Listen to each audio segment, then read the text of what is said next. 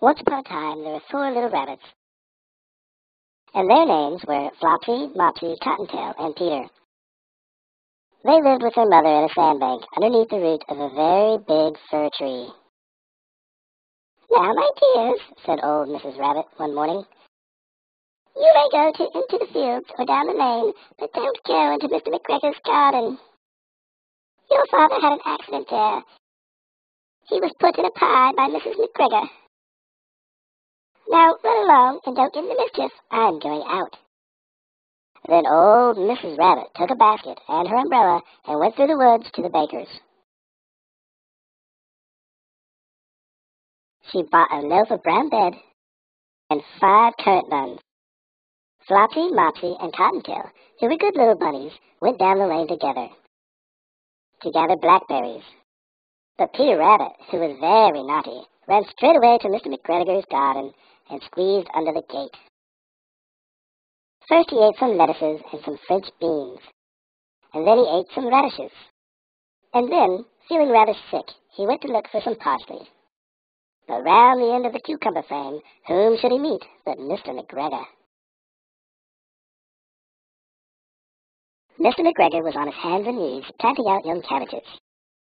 But he jumped up and ran after Peter, waving a rake and calling out, "Stop, thief!" Peter was most dreadfully frightened. He rushed all over the garden, for he had forgotten the way back to the gate.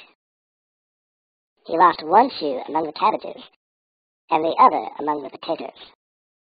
After losing them, he ran on 4 legs and went faster. So that I think he might have gotten away altogether if he had not unfortunately run into a gooseberry net,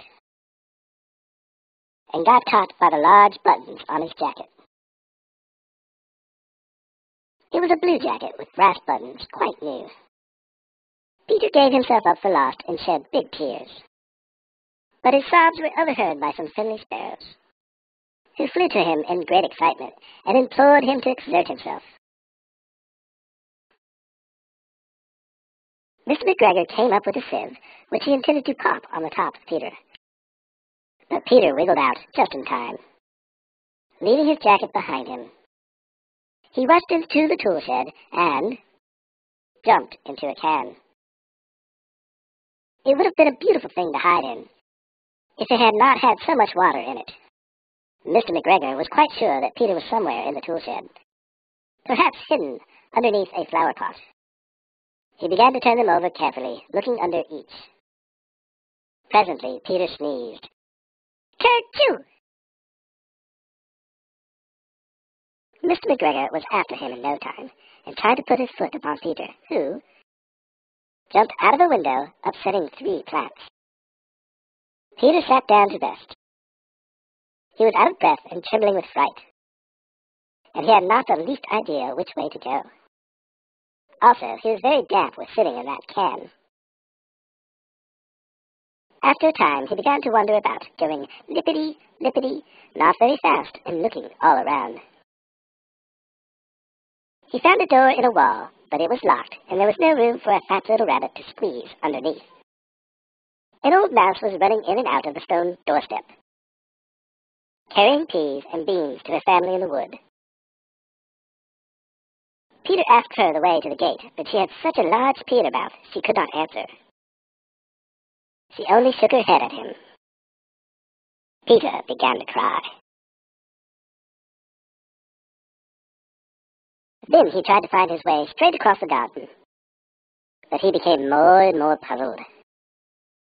Presently, he came to a pond where Mr. McGregor filled his water cans. A white cat was staring at some goldfish. She sat very, very still, but now and then the tip of her tail twitched, as if it were alive. Peter thought it would be best to go away without speaking to her. He had heard about cats from his cousin, little Benjamin Bunny. He went back towards the tool shed, but suddenly, quite close to him, he heard the noise of a hoe. Scritch, scratch, scratch, scritch. Peter scuttered underneath the bushes. But presently, as nothing happened, he came out and climbed upon a wheelbarrow and peeped over.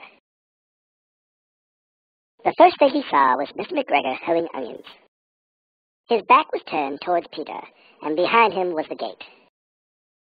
Peter got down very quietly off the wheelbarrow and started running as fast as he could go, along a straight walk behind some black currant bushes. Mr. McGregor caught sight of him at the corner, but Peter did not care. He slipped underneath the gate and was safe at last in the woods outside the garden. Mr. McGregor hung up the little jacket and the shoes for a scarecrow to frighten the blackbirds. Peter never stopped running or looking behind him till he got home to the big fir tree. He was so tired that he flopped down upon the nice soft sand on the floor of the rabbit hole and shut his eyes. His mother was busy cooking. She wondered what he had done with his clothes. It was the second little jacket and pair of shoes that Peter had lost in a fortnight. I am sorry to say that Peter was not very well during the evening. His mother put him to bed and made some chamomile tea, and she gave a dose of it to Peter. 1 teaspoonful to be taken at bedtime. But Flopsy, Mopsy, and Cottontail had bread and milk and blackberries for supper.